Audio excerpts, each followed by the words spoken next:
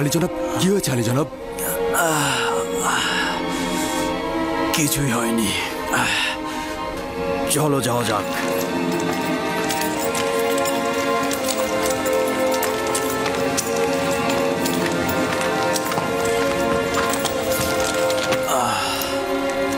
চলো রওনা হও।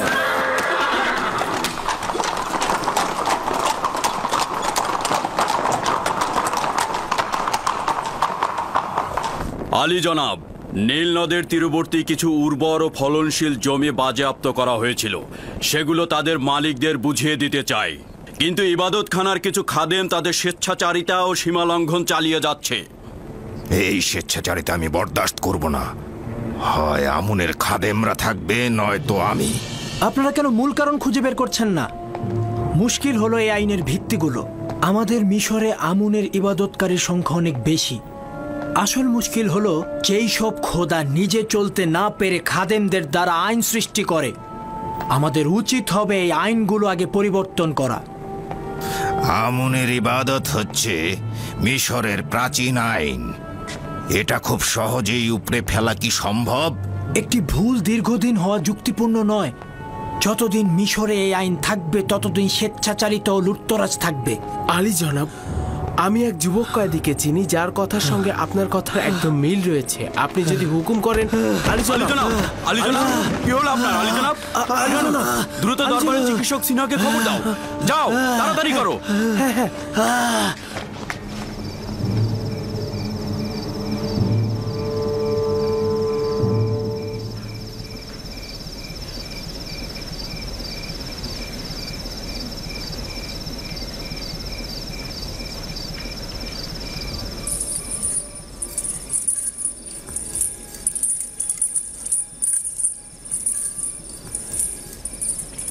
ইরানুসের উচিত ছিল এই সময়ের মধ্যে আপনার পয়গাম মিশরের বাদশা আমেনহোতেপকে দেওয়া, কিন্তু খবর তো এলো না। সে হয়তো ভুলেই গেছে। এই গুরুত্বপূর্ণ বিষয়টা ইরানুস এত তাড়াতাড়ি ভুলে যাবে? আমরা সব কাজ আঞ্জামের ক্ষমতা প্রাপ্ত নই। সম্ভাবনা আছে তিনি হয়তো বলার অনুমতি দেননি। বুঝতে পারছি না, কে সেই যিনি চান না ইউসুফ তাকে ব্যতীত অন্য কাউকে আশ্রয় গ্রহণ করুক। সেই যিনি আত্মমর্যাদাপূর্ণ বান্দা ব্যতীত কারো কাছে আনুগত্য পোষণ করেন না। আর তিনি হয়তো ইরানুসকে ভুলে যাবার মন্ত্র দিয়ে দিয়েছেন।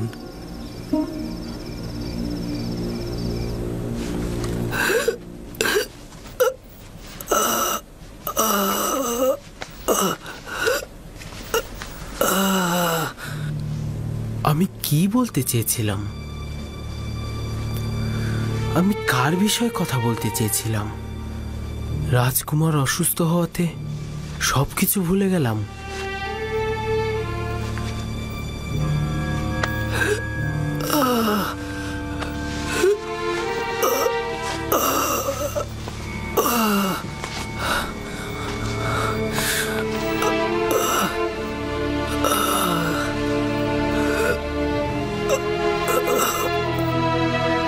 এরকম হাল কেন হলো সিনোহে? তুমি তো মিশরের ও আমার রাজমহলের প্রধান চিকিৎসক। কেন আমেনহোতেপের জওয়ানের চিকিৎসা হচ্ছে না? কখনো কখনো কোনো অভিজ্ঞ চিকিৎসকও কিছু কিছু বিমারির চিকিৎসা করতে অক্ষম, আর এটা জাহাপনা সেরকমই একটি বিমার।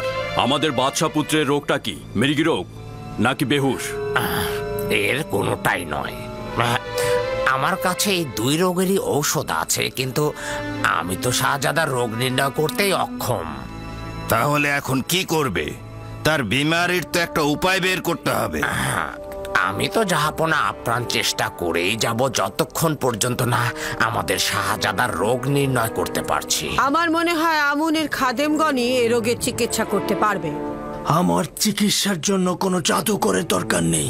লানত তাদেরকে যারা পেট পূজা ও লুটতরাজ ছাড়া কিছুই বুঝে না, ওই সকল খোদা ও তার খাদেমদের উপর। তোমার উচিত না ইবাদত খানার খাদেমগণকে নিয়ে কোনো কটূক্তি করা। বন্ধ করো বানু। এমন কাউকে আমার দরবারে স্থান দেব না যারা আমুন ও তার খাদেমদের সাহায্য করে। যাও।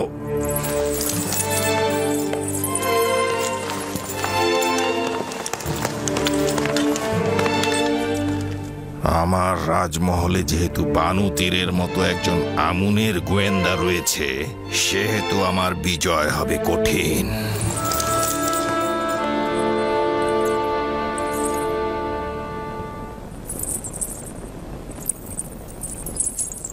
হে মহান আমুন, তোমাকে ছাড়া আমার আর কোনো আশা নেই। কেন আমাকে সাহায্য করছো না? আমি কি তোমার দরবারে প্রয়োজনীয় জিনিসপত্র হাদিয়া স্বরূপ দেইনি? স্বর্ণ মুদ্রা সহ অসংখ্য প্রয়োজনীয় জিনিসপত্র দেইনি? তোমাকে সাজাতে মূল্যবান অলংকার ও পোশাক পরিচ্ছদ দিয়েছি, তাহলে কেন সাহায্য করছো না? যদি তুমি বান্দাদের চাহিদা পূরণ করতে না পারো, তাহলে কেন আমরা তোমার ইবাদত করব? কেন তোমার সামনে মাথা নত করব? কার কাছে হাত পাতব? কিন্তু আমার বানু, আপনি হচ্ছেন আমুনের সহধর্মিনী এবং তার ইলাহিদের একজন। কিভাবে আশা করেন আমুন আপনাকে ইশক করতে সাহায্য করবে? কোনোদিনই করবে না। থামো বলছি। কেন আমাকে রাগান্বিত করছো? এটা কেন বুঝতে পারছো না? যদি আমি আমুনের খেদমতগারদের সহধর্মিনীদের ঘরে থাকতাম, তাহলে তারা আমাকে নিজেদের ইচ্ছে মতো ব্যবহার করত। তাহলে ইউজারশিপের প্রতি হাত বাড়ালে কি সমস্যা? বানু, আপনি কেন বুঝতে পারছেন না আমুনের খাদেম? চুপ করো তুমি। আমি আর কিছু শুনতে চাই না। ঠিক আছে আমার বানু, যদি আমাকে অপমানিত করে আপনি আনন্দিত হন, তাহলে আমি নিশ্চুপ থাকছি। কিন্তু এতে আমার কি কোনো দায় আছে? তুমি দায়ী। তোমার তীর্যক কথা দিয়ে আমার মনকে বিষাক্ত না করে সুন্দর একটি পথ বলে দাও কারিমামা। আমি তো পূর্বেও বলেছি, কিন্তু আপনি কর্ণপাত করেননি। কেন জনাব পুতিফারের কাছে যাচ্ছেন না? যেভাবে আপনি তার মাধ্যমে ইউজারশিফকে কারাগারে পাঠিয়েছেন, ঠিক একইভাবে তার মাধ্যমে ইউজারশিফকে আজাদ করুন। পুতিফার আমার কাছে জানতে চাইবে না যে কেন আমি তাকে জেলে পাঠালাম, আর কেনই বা এখন তাকে ছাড়াতে চাচ্ছি? তোমার প্রস্তাব তোমারই মতো কারিমামা।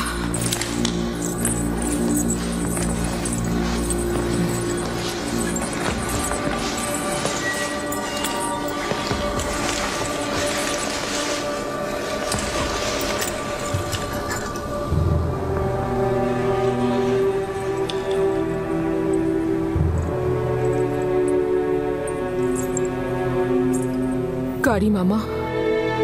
জি আমার বানু। ভুল কি আমার, নাকি এই আয়নার? আমাকে বিবর্ণ মনে হচ্ছে কেন? আপনি চিন্তিত হবেন না আমার বানু, সাজসজ্জা করলে সব ঠিক হয়ে যাবে।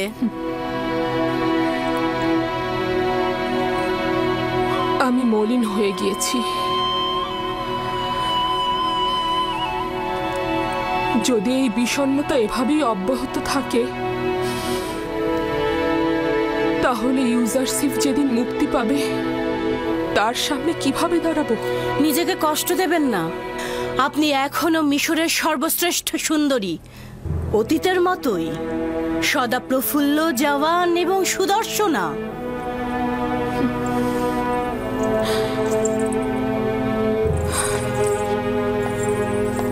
আমি পারবো না এই বিরহ সহ্য করতে। আমাকে কিছু একটা করতেই হবে।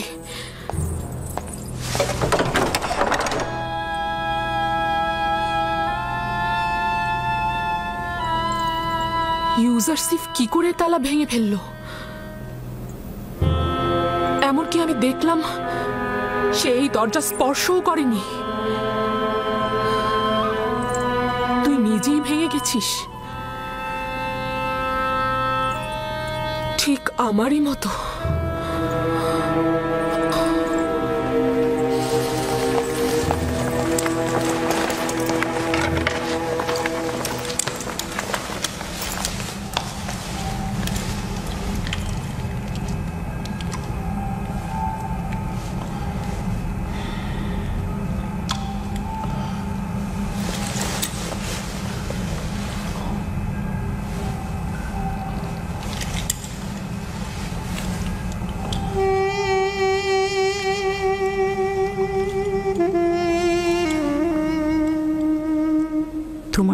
আছে একে অপরকে দুজন কত ভালোবাসতো।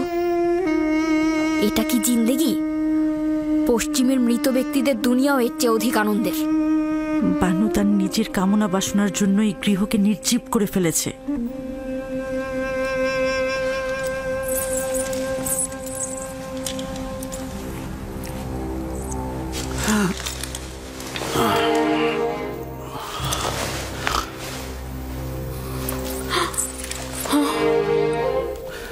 দরবারের চিকিৎসক সিনহুকে খবর দাও।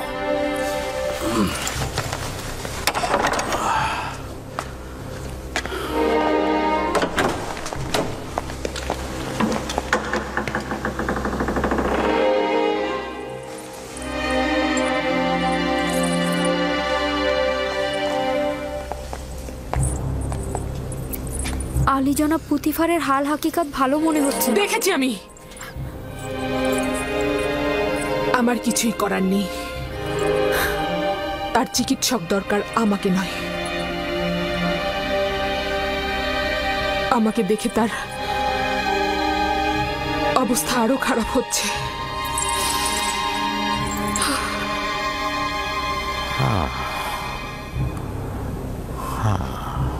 হৃৎপিণ্ড ঠিক মতো কাজ করছে না। উচিত হলো ক্রোধ ও পেরেশানিকে সম্পূর্ণ নিয়ন্ত্রণে রাখা আর পরিপূর্ণ বিশ্রামে থাকা। আমি কিছু ঔষধ আপনার জন্য প্রস্তুত করেছি, প্রতিদিন নিয়ম মতো খাবেন। আর ঔষধ শেষ না হওয়া পর্যন্ত চলাফেরা সম্পূর্ণ নিষেধ। কি করছেন আলী জনাব? আপনার অবস্থা খুবই খারাপ, আপনার বিশ্রাম দরকার। মিশরের শ্রেষ্ঠ চিকিৎসক সিনহুর কথায় বিশ্বাস থাকা সত্ত্বেও বিশ্রাম নিতে পারছি না। চলাফেরা আপনার জন্য বিপজ্জনক। মিশরের অর্থমন্ত্রী দিনরাত আমাকে তালাশ করে যাচ্ছে, কিন্তু তোমাকে কথা দিচ্ছি ফিরে এসে তোমার উপদেশ অক্ষরে অক্ষরে পালন করব। শুনুন, আমি কিন্তু বাদশাহ আমেনহোতেবকে বলে আপনার সমস্ত কাজ কেড়ে নেব। আমি চিকিৎসার দায়ভার গ্রহণ করব না আলী জনাব।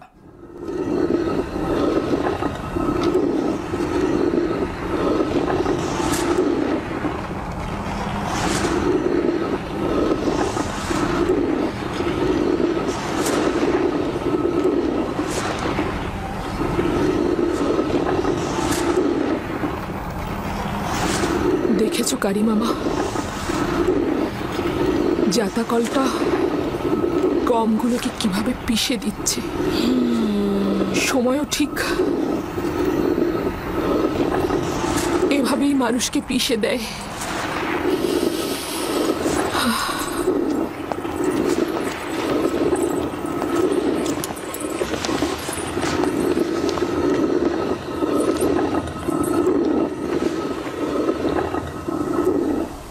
ইউজারসিফ 8-9 বছর হলো জেলখানায় রয়েছে, কিন্তু জুলেখাকে দেখে মনে হচ্ছে তার বয়স 20 বছর বেড়ে গেছে। নিজের কাছে নিজেই অপরাধী। ইউজারসিফকে জেলখানায় পাঠিয়ে এখন নিজে নিজেই কেমন কষ্ট পাচ্ছে।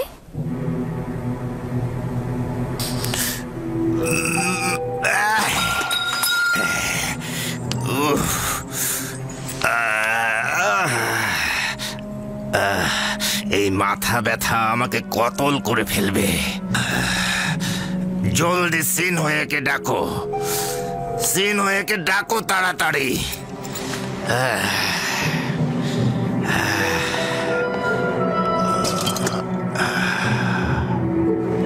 যাও।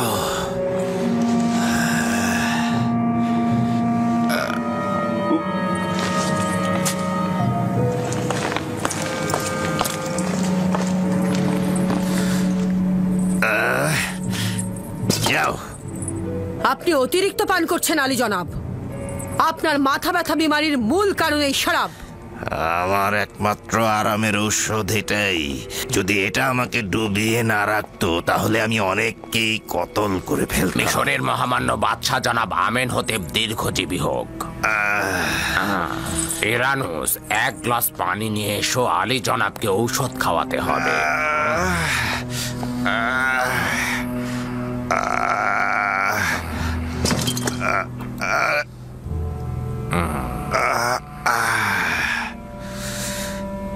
তুমি কি চাও বানতি যে আমার মাথা ব্যথা ভালো হোক? যদি তাই চাও তাহলে কেন মাথা ব্যথার কারণ ফাঁস করছো না? আপনার মাথা ব্যথার মূল কারণ অতিরিক্ত শরাব পান। এটা কিন্তু আমি আগেই বলেছিলাম বানু, কিন্তু মিশরের মহান বাদশাহ আমার কথা বিন্দু মাত্র কর্ণপাতই করেন না। আমার একমাত্র ঔষধ হচ্ছে শরাব, আর শরাবই পারে আমাকে প্রশান্তি দিতে। সাময়িক প্রশান্তি হলেও এটা আপনার মৃত্যুর কারণ হবে। কেন বাহানা করছো? আমার মাথা ব্যথা কমাতে পারে এমন কিছু বলো। আলী জনাব, আমাকে মাফ করবেন, যদি আপনি শরাব ত্যাগ না করেন তাহলে আমি বাধ্য হব আপনার অস্ত্রোপচার করতে আর মাথার থেকে মগজের পোকাগুলো বের করে নিয়ে আসতে। যে পোকাগুলো আমার মগজ খাচ্ছে এবং আমাকে কষ্ট দিচ্ছে সেগুলো হলো আমুনের ইবাদতখানার খাদেম, এবং যতদিন পর্যন্ত না তাদের খতম করছি আমি সুস্থ হব না। আমি সুস্থ হব না, আর অস্ত্রোপচারও করব না, কারণ মগজে অস্ত্রোপচার মানে জীবিত থাকার সম্ভাবনা খুব কম। তাহলে শরাব ত্যাগ করুন। কি বললে এটা? শরাব ত্যাগ করব?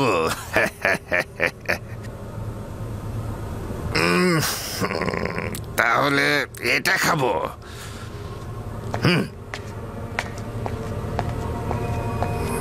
আজকের শরাবটা খুব ভালো বানিয়েছিস আনুস, কম পরিমাণ দিয়েছিস, কিন্তু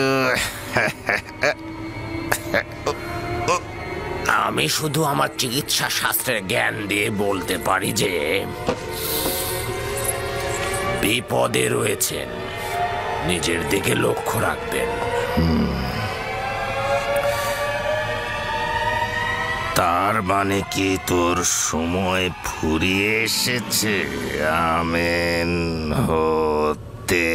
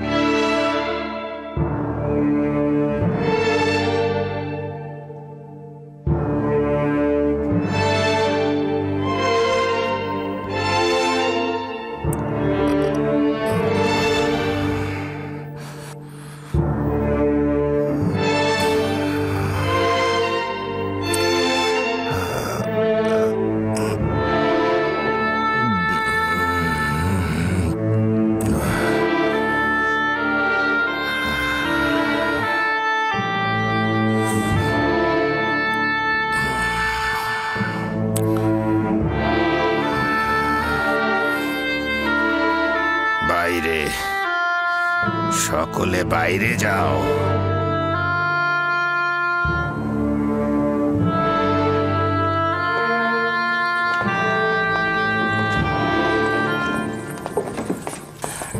শোনোনি, আমি বলেছি সকলে বাইরে যাও। তুমি না, তুমি থাকো শুধু।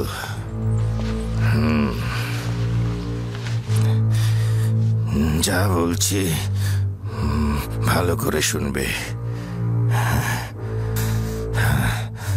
তোমার আম্মা জান আমুনের ভক্ত এবং খুবই গোড়া।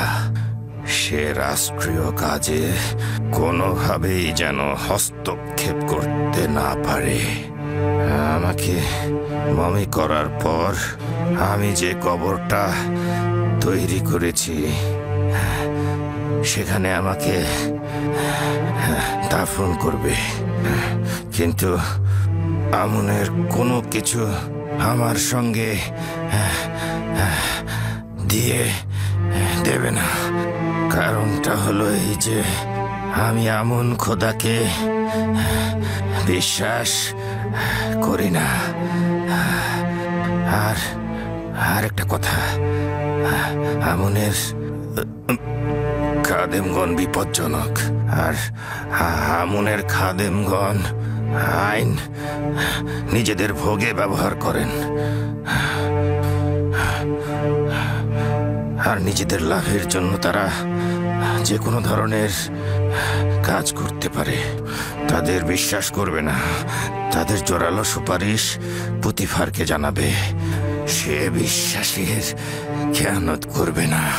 তোমার আম্মাজানকে সম্মান করবে, কিন্তু বিশ্বাস করবে না। তোমার স্ত্রী নেফ্রদিতিকে ভালোবেসো। তুমি একাধিক সন্তানের অধিকারী হবে। আমি চাই না আমার বংশ নির্বংশ হোক। আর আমার মিশরের ঐতিহ্যকে সমুন্নত রেখো, বিলুপ্ত যেন না হয়ে যায়। বিলুপ্ত না হয়ে যায়। খুব দক্ষতার সাথে রাজকার্য পরিচালনা করবে। আমি তোমার কাছে আশা করছি যে তুমি খুব দক্ষতার সাথে এই পাপাচারীদের অবশ্যই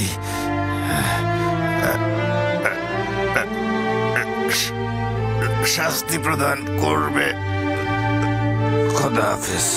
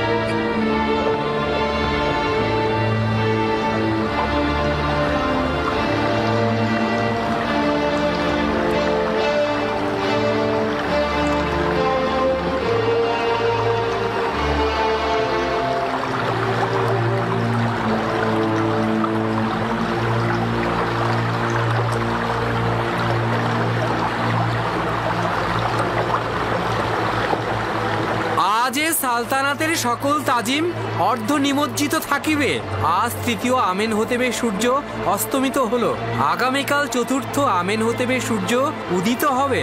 আজকে তৃতীয় আমেন হতেবকে মমি করা হবে, আর আগামীকাল চতুর্থ আমেন হতেবকে সিংহাসনে বসানো হবে।